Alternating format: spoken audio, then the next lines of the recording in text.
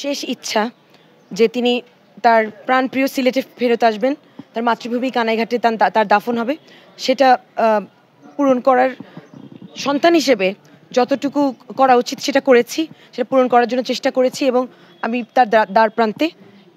তার আরও অনেক ইচ্ছা ছিল, এটা আমার জন্য একটা শুরু বলতে পারি। হ্যাঁ, তো তার বাকি ইচ্ছেগুলো পূরণ করাও সন্তান হিসেবে আমার দায়িত্বের মধ্যে পড়ে। তার ওয়াসিয়তগুলো পূরণ করা আমার উপর ফরজ, যে কোনো সন্তানের উপরে সেটা ফরজ। আমি শুধু সেটাই করছি এবং সব সন্তানেরই তাই করা উচিত। করতে পারছি। আমি আসলে আমার আব্বুকে আমি মিস করবই, আমি আসলে খুশি হতে পারছি না। আমি দুঃখিত। আমার দুঃখ, আমার আব্বু নেই আজকে, আমার আব্বুর থাকার কথা ছিল। হয়তোবা দেশের ওই বই পরিস্থিতি না হলে আমার আব্বু আরো বাঁচতেন। স্বাস্থ্যকর অল টাইম ফ্যামিলি কেক, সব সময় অল টাইম হেলদি লাইফ।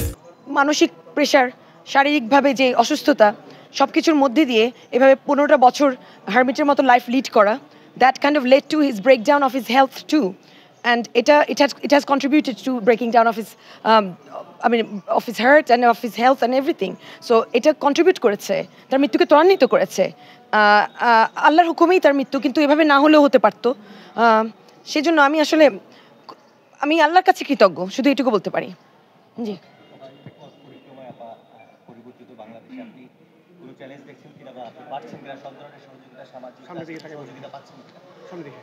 আমি যেরকম বাধা সৃষ্টি হচ্ছে সেরকম আবার বাধা থেকে উত্তরণের জন্যই আবার সেরকম আন্তরিকতাও পাচ্ছি।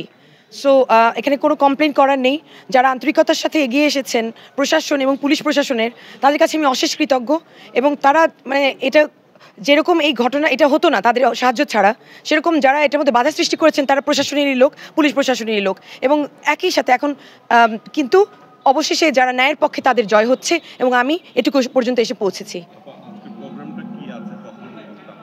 আমরা একটু পর ঈদগাতে দোয়াতে শামিল হব।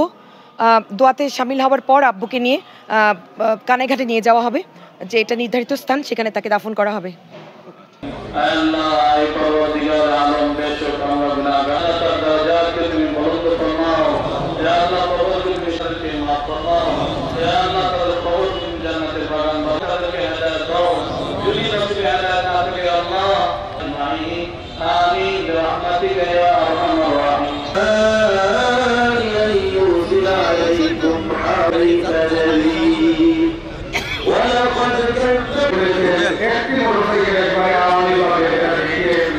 ধন্যবাদ।